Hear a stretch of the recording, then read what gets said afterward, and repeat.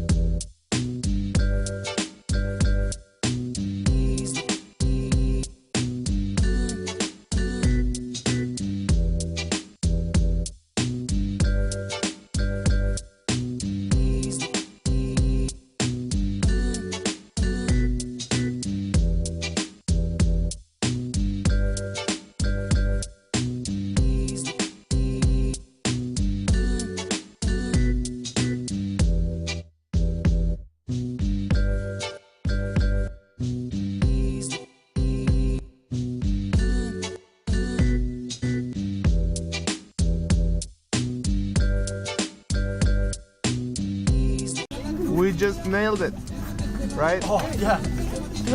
Right.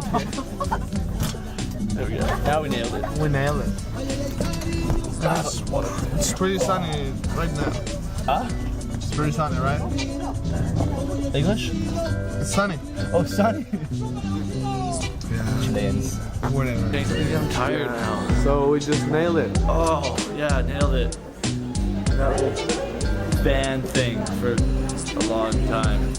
Really warm, cramped, but it was good. And now we're back in Coyhaique.